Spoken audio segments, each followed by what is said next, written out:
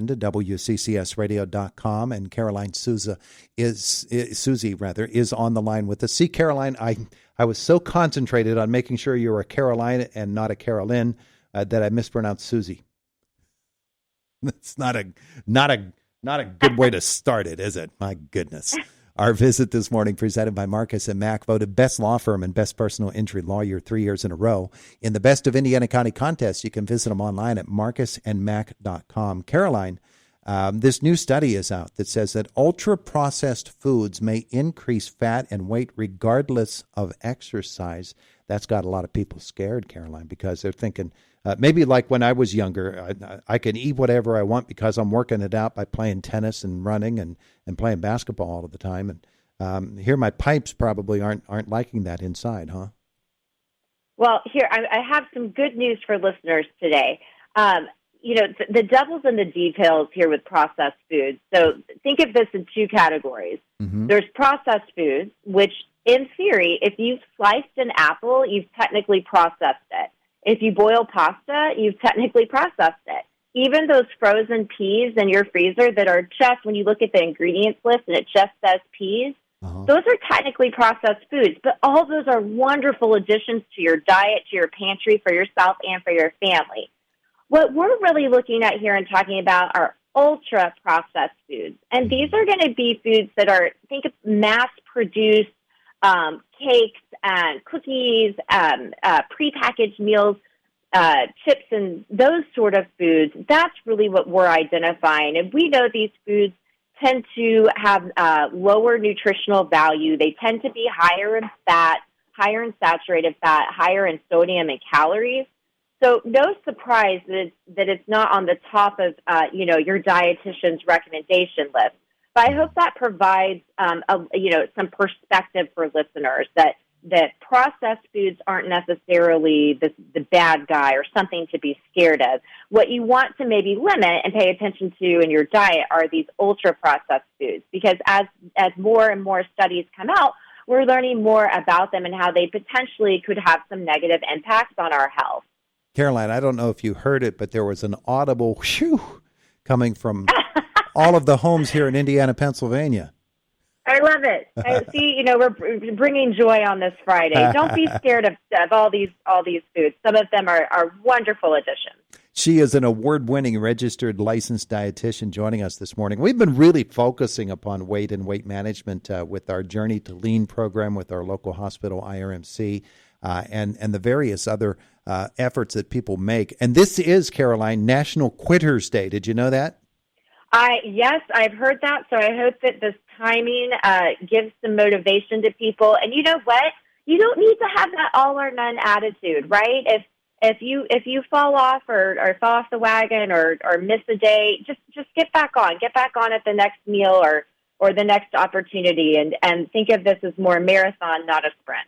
Boy, that disappointment that you feel in yourself when you do have a bad day like that, and you get to the end of the day, that guilt complex, that can really knock you down, can it?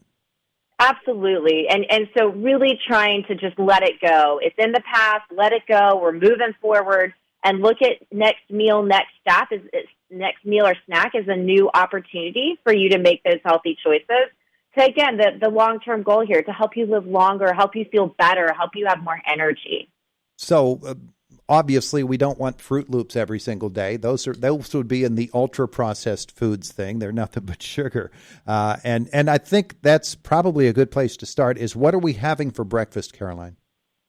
Yeah, so I mean, obviously we have one life, right? So understanding what your cultural preference are and your personal preference are very important. Definitely recommend working with a registered licensed dietitian who can help give you a personalized meal plan that will help you be medically appropriate and help you reach your goals, and obviously take into consideration any potential chronic conditions or medical conditions that you might be at risk for. But breakfast is a wonderful opportunity to set the stage for your day. Choosing a complex carbohydrate paired with a lean protein will help with energy levels, help stick with your ribs, help you be more attentive and have those memory skills going throughout the morning until your next meal. So I love oatmeal, especially on these cold winter mornings, oatmeal, and I'd like to stir in a little peanut butter into my oatmeal. Peanut butter, is a high quality fat, so again, it's going to help keep me fuller longer, which is great for weight management. And bonus points if I top that oatmeal with some berries.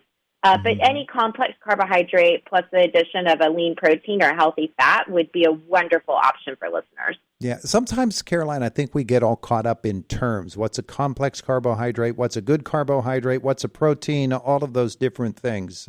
And you're right. Working with a dietitian or accessing the information provided by dietitians such as yourself, that's very helpful, isn't it? Very. And eatright.org is a wonderful place to start.